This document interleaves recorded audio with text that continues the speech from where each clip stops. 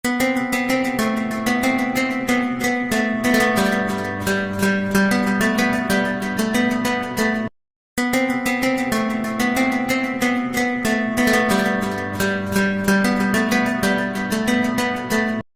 لله رب العالمين والصلاة والسلام على سيد الأنبياء والمرسلين أما بعد فأعوذ بالله من الشيطان الرجيم بسم الله الرحمن الرحیم۔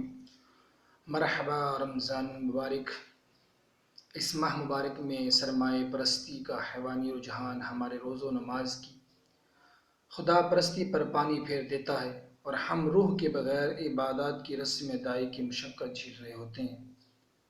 ہم میں سے بے شمار لوگوں نے گزشتہ زندگی میں 20 دفعہ ماہ رمضان کے روزے بھی رکھے ہوں گے اور اس کی بابرکت راتوں میں قیام کی سعادت بھی حاصل کی ہوگی۔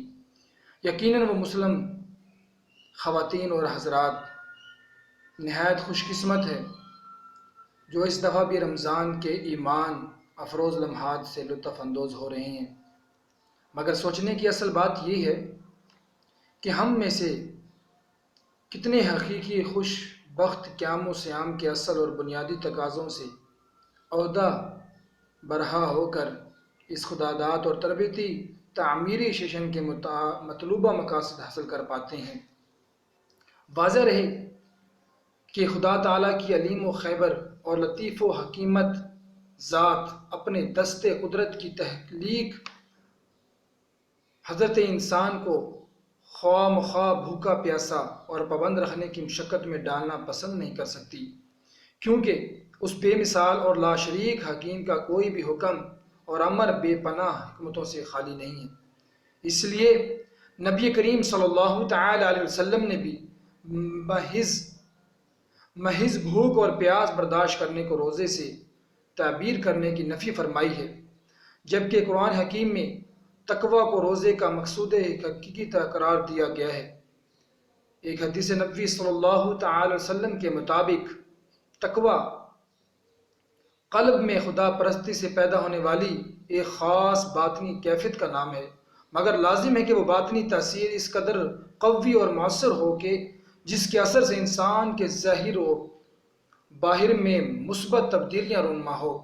اور اس متقی پر الہی رنگ پوری طرح غالب ہو، حتیٰ کہ وہ ذات حقیقی میں فنا ہو جائے۔ تقوی اپنے دامن کو ضلالت و غم و راہی کی خاردار جھاڑیوں سے بچاتا ہے۔ کیا ان خاردار جھاڑیوں سے مراد وہ خواہشات نفسیاتی خواہشات حیوانی نہیں ہیں جن کے زور پر اشرف المخلوقات اور حسن تقویم انسان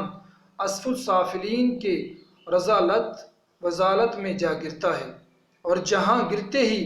یہ مسجود ملائکہ اس حد تک متکبر، ظالم، جابر اور سرکش بن جاتا ہے کہ ایک طرف خدا کی قدرت و قوت حقیقی کو چیلنج کر بیٹھتا ہے تو دوسری طرف خلق خدا کے حقوق سلب کر کے عذاب خداوندی کو دعوت دینے پر تل جاتا ہے۔ الفاظ و عبادت کا جامع مختلف ہونے کے باوجود معنی تعبیر کی وحدت و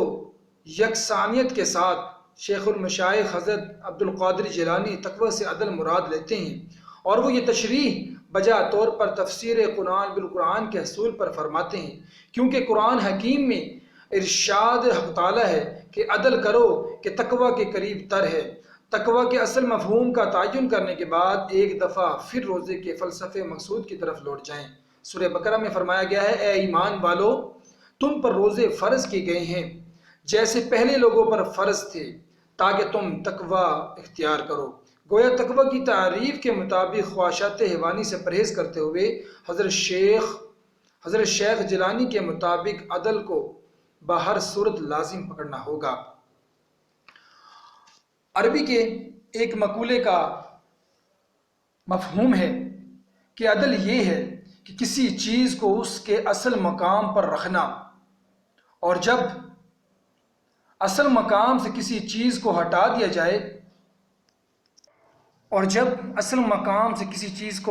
جائے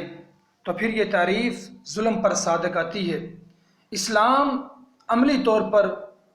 دو دائروں پر محیط ہے جو کہ نظری فکری لحاظ سے ایک ہی ہے، خدا کے حقوق اور انسان کے حقوق۔ اس طرح کائنات کی جملہ تحقیقات و مخلوقات کے بھی انسانوں کے اوپر حقوق عائد ہوتے ہیں، لیکن یہ حقوق اللہ اور حقوق العباد کے ضمن میں ہی آتے ہیں۔ وجہ یہ ہے کہ کائنات کا ذرہ ذرہ خالق ارض و سمان انسانیت کی بقا و فلاح کے لیے امر و کن سے ترشیدہ ہے۔ روز ہم سے واحد اور منفرد مطالبہ حصول تقوی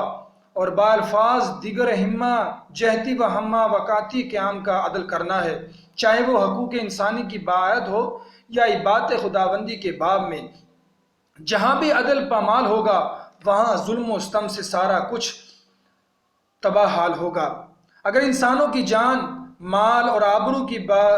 بربادی ظلم ہے تو دوسری طرف اللہ واحد لا شریک کے مقابلے میں دوسری قوتوں کی شرکت و بالادستی تسلیم کرنا بھی قرآن حکیم کی روح سے ظلم و ناانصافی ہے، اور بے شک شرک سب سے بڑا ظلم ہے۔ اگر ہم روزے کا اہتمام کرتے ہیں تو پھر ازروِ حدیث نبوی صلی اللہ علیہ وسلم ایمان و احتساب کو بھی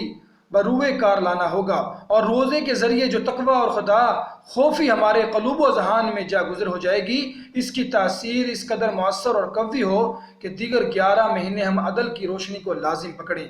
مزید یہ کہ ظلم اور عدل میں شعوری تمیز کے ساتھ ظلم و احتسال اور فتنہ فساد سے نفرت ہمارا ذاتی اجتماعی منشور دستور بن جائے۔ نماز و روزہ تو ایمان و ایقان کی سطح کو بلند کرنے کے وسیلے و طریقے ہیں، اور ایمان کا بلند ترین درجہ یہ ہے کہ معاشرے سماج سے ظلم و بدی کا جڑ سے خاتمہ ممکن بنایا جائے، جبکہ ہم حکمرانوں سے لے کر عوام الناس تک من حیثیت القوم روزے کی حالت میں قوی اجتماع اور انسانی مفاد پر ذاتی خداوندی اغراض کو ترجیح دیتے ہیں۔ رمضان المبارک میں سرمایہ پرستی کا حیوانی رجحان ہمارے روزہ دار نماز کی خدا پرستی پانی پھیر دیتا ہے، اور ہم روح کے بغیر عبادات کی رسمی ادائی کی مشقت جھیل رہے ہوتے ہیں۔ اگر سال ہر سال رمضان کے روزے رکھنے کے باوجود ہم انفرادی اجتماعی سطح پر سرمایہ پرستی، خود غرضی، حرص و ہوس، طمع، لالچ، کذب و دفاتر اور فتنہ فساد میں لت پت ہیں، توبہ! قول ہے ڈاکٹر اقبال، ہم ابھی تک دل نگاہوں کو مسلمان کرنے کے بے جائے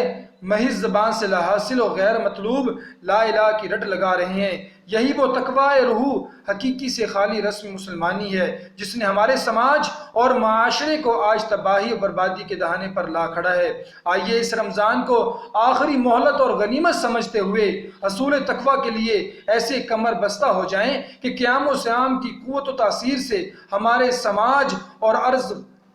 اور آرائز خدا بندی پر ہر سمت عدل و انصاف کا بول بالا ہو جائے۔ آمین بجاہ النبی الامین صلی اللہ تعالی علیہ وآلہ وسلم۔